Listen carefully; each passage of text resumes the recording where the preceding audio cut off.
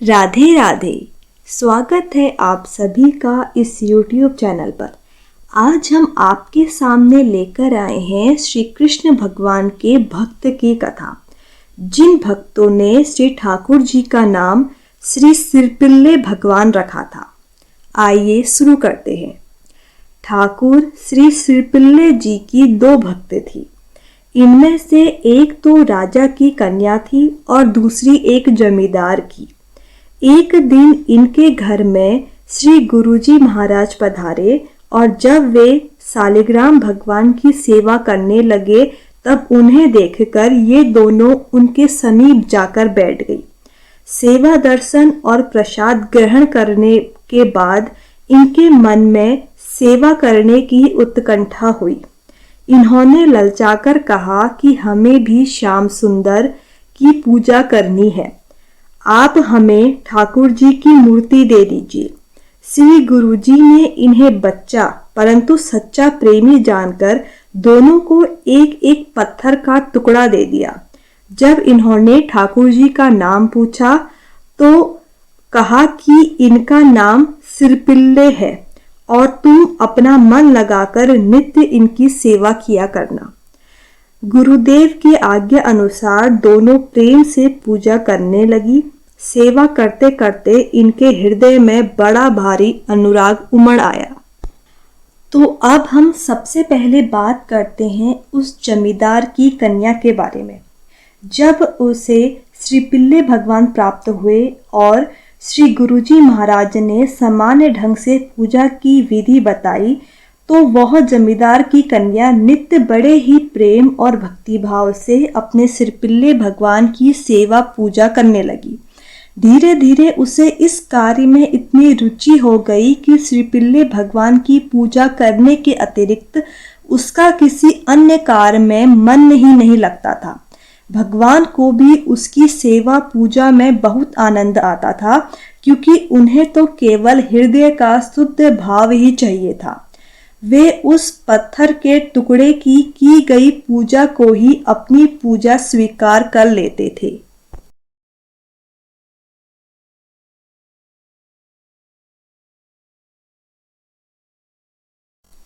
कालांतर में जब जमींदार की मृत्यु हो गई और उसके दोनों पुत्र अलग अलग रहने लगे, तब जमींदार की पुत्री भी अपने एक भाई के साथ रहने लगी।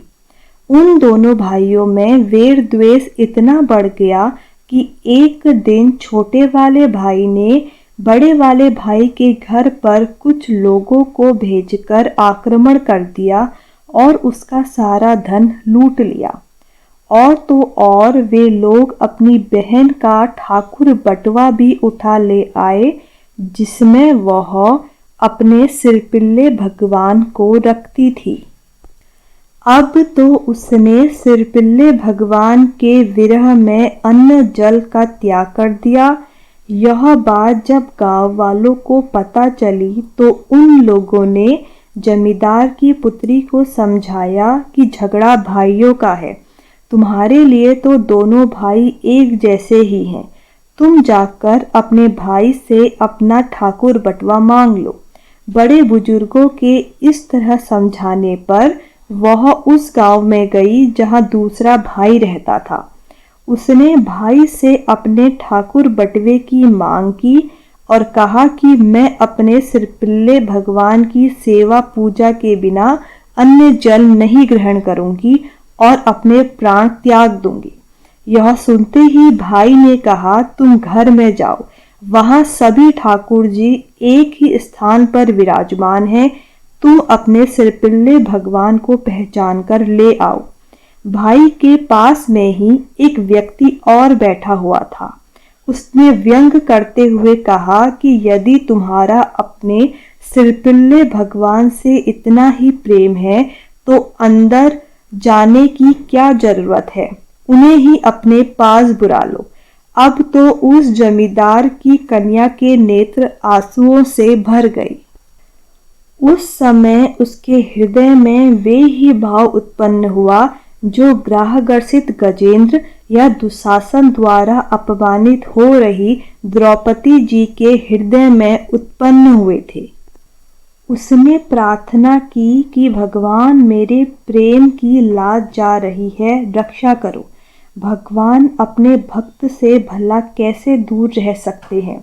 उसकी पुकार हुई नहीं कि वे आकर उसके हृदय से लग गए। यह अघटित घटना देखकर उस व्यक्ति के साथ साथ उसका भाई भी आश्चर्यचकित हो गया। उसने क्षमा मांगते हुए बहन के चरणों में प्रणाम किया और कहा कि हमारे धन्य भाग्य है कि तुझ जैसी भक्त हमारी बहन है। मुझसे भूल हो गई बहन, इतने दिन तू बड़े भाई के यहाँ रही, अब मेरे यहाँ रह। जमींदार की कन्या ने कहा कि भाई, मैं दोनों की बहन हूँ, तो एक के साथ क्यों रहूं? तुम भी बड़े भाई के साथ रहो। अब छोटे भाई में इतना साहस नहीं था कि वह अपनी बहन की बात का अपमान करे। उसने बड़े भाई से भी क्षमा मांग ली और सब लोग साथ साथ रहने लगे।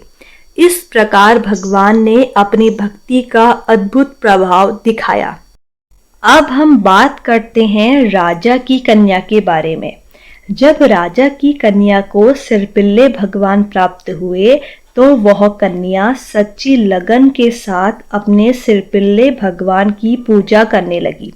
वह बालिका अपने उन इष्ट देव के अनुराग रंग में ऐसी रंग गई कि उनका क्षण भर का भी वियोग उससे असहनीय होने लगा। वह कुछ भी खाती पीती अपने उन इष्ट देव का भोग लगाए बिना नहीं खाती पीती। समय व्यतीत हो जाने पर जब कन्या का विवाह हुआ तो दुर्भाग्य से उस बेचारी को ऐसे पति प्राप्त हुए जो हरि विमुख थे। कन्या अपने सिरपिल्ले भगवान को ससुराल जाते समय साथ ही ले गई। एक दिन उसके पतिदेव ने पूजा करते समय उससे कहा कि तू किसकी पूजा करती है? उसने कहा, मैं सारी मनोकामनाएं पूर्ण करने वाले अपने सिरपिल्ले भगवान की पूजा करती हूँ। पतिदेव ने कहा, यह सब कहने की बातें हैं, ऐसा कुछ नहीं होता। यह कहकर उसने मूर्ति को उठा लिया और बोला कि मैं इसे नदी में डाल दूंगा। कन्या ने बहुत अनुनय विनय के साथ कहा, स्वामी ऐसा ना कीजिए, किंतु उसका पति कहाँ मानने वाला था। वह बेचारी साथ ही साथ रोती चली गई, किंतु उसके हरिविमुख पति ने सचमुच उस मूर्ति को नदी में फेंक दिया। कन्या उसी समय से अपने सिरपिल्ले भगवान के विरह में दीवानी हो गई। उसे अपने इष्ट देव के बिना सारा संसार शून्य जानने लगा। उसका खाना पीना सोना सब छूट गया। लज्जा छोड़कर वह निरंतर लटने लगी, मेरे सिरपिल्ले भगवान, मुझ दासी को छोड़कर कहाँ चले गए? शीघ्र दर्शन दो, नहीं तो दासी के प्राण जा रहे हैं। आपका वियोग असहनीय है। एक दिन वह अपने भगवान के विरह में उसी नदी में डूबने पर तुल गई। लोगों ने उसे बहुत कुछ समझाया, किंतु उसने एक ना सुनी। वह पागल सी बनी नदी के किनारे पहुंच गई। उसने बड़े ऊंचे स्वर में पुकारा, मेरे प्राण प्रिय सिरपिल्ले भगवान, शीघ्र बाहर आकर दर्शन दो, नहीं तो दासी अपने प्राण त्याग देगी। इस करुण पुकार के साथ ही एक अद्भुत शब्द सुनाई में आया, मैं आ रहा हूँ। फिर उस कन्या के समक्ष वही शालिग्राम की मूर्ति उपस्थित हो गई। जब वह मूर्ति को उठाकर उसने हृदय से लगाया, तब उसी मूर्ति के अंदर से चतुर्भुज रूप में भगवान प्रकट हो गए, जिनके दिव्य तेज से अन्य दर्शकों की आंखें बंद हो गई।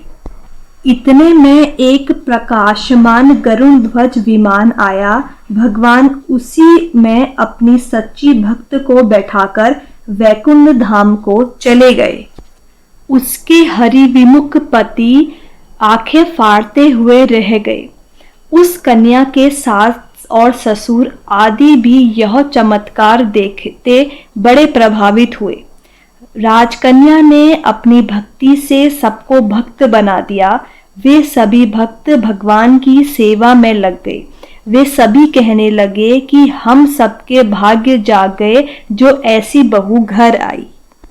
तो यह थी श्री शिरपिल्ले भगवान की 2 भक्त कन्याओं की कथा। ऐसी ही और अन्य कथाओं के लिए जुड़े रहिए इस चैनल पर। धन्यवाद।